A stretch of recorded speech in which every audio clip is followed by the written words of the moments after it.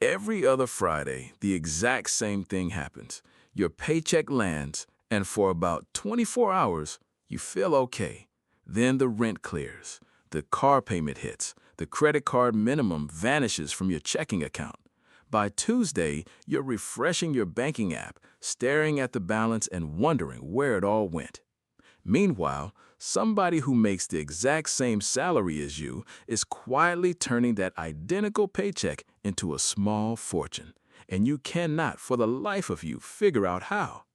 Here's the part that's going to annoy you. They are not doing anything you couldn't start doing by next week.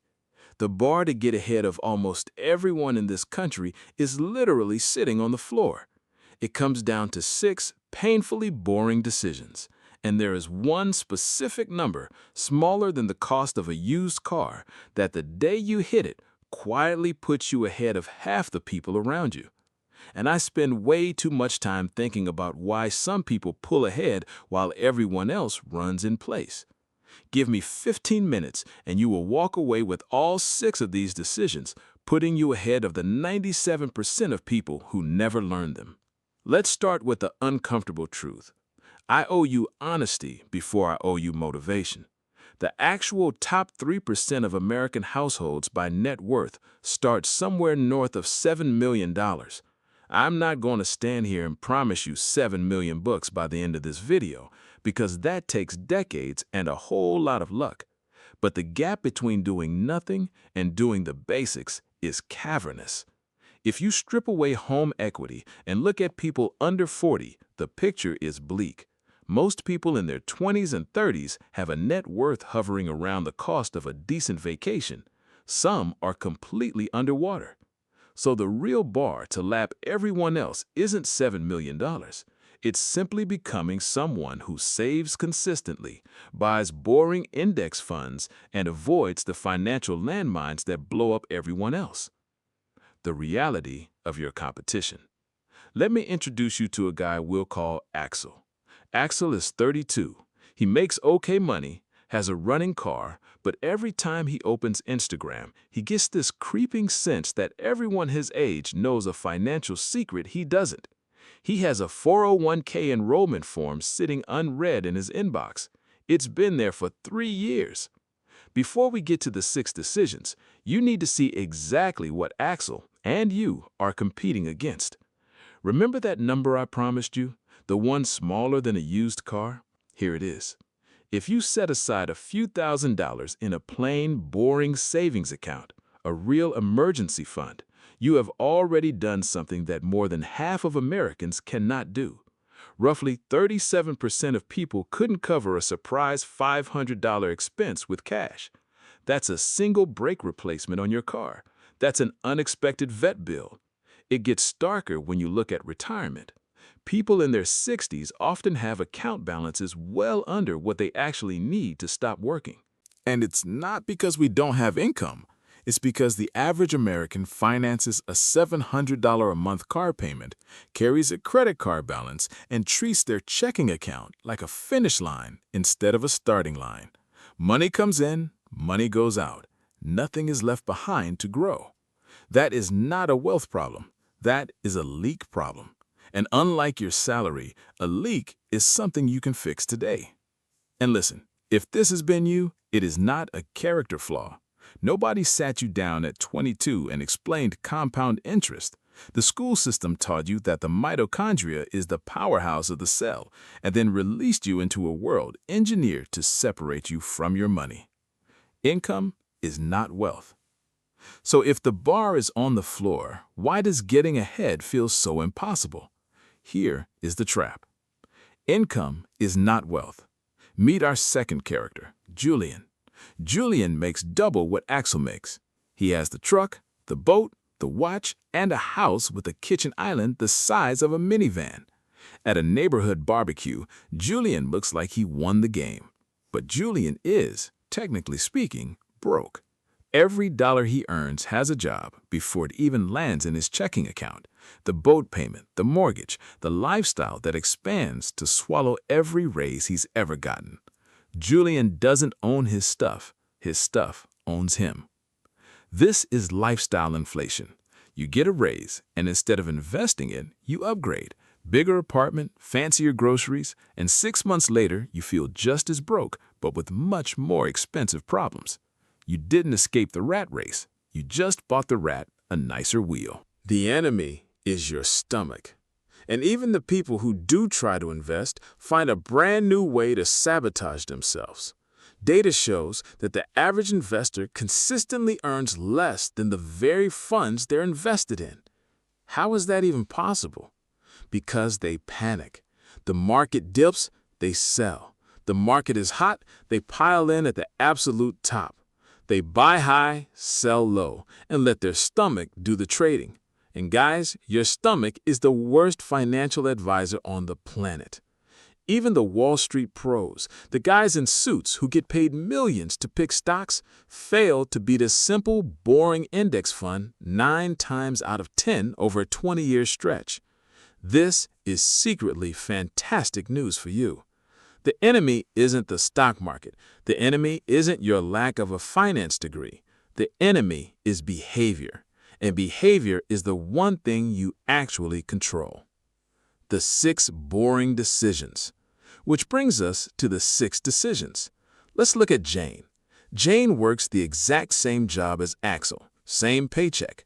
But one lazy Sunday afternoon, she opened up those forms, made these 6 decisions, and basically never thought about her money again. Here is her cheat code. Decision number 1, your savings rate. When you're starting out, your returns don't matter. How much you keep matters.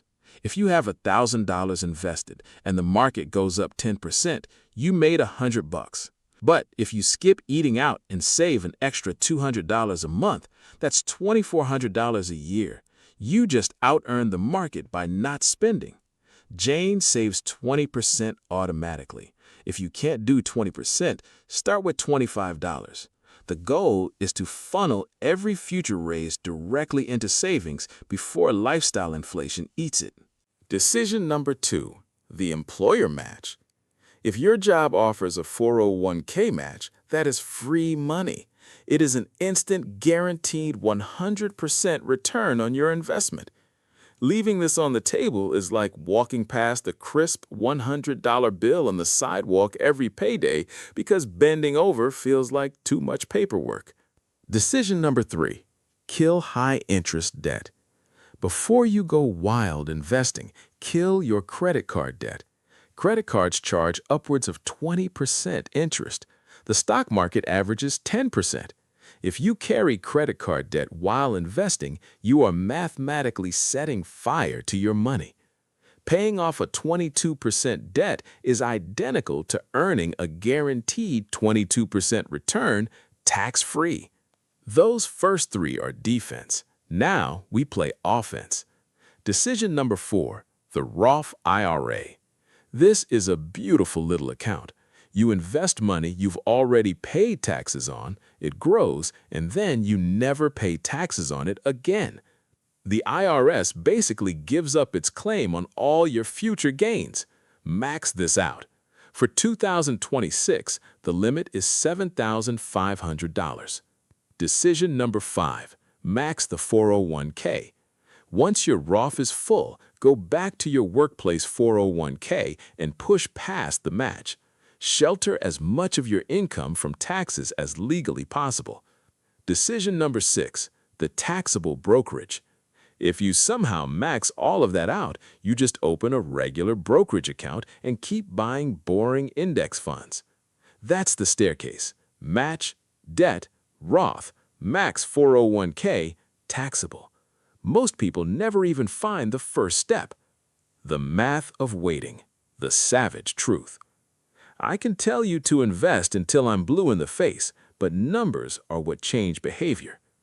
If you are 25 years old and you invest just $200 a month into an S&P 500 index fund, you do nothing fancy. At a historical 10% average, by the time you are 65, you will have $1.2 million. You personally only contributed about $100K.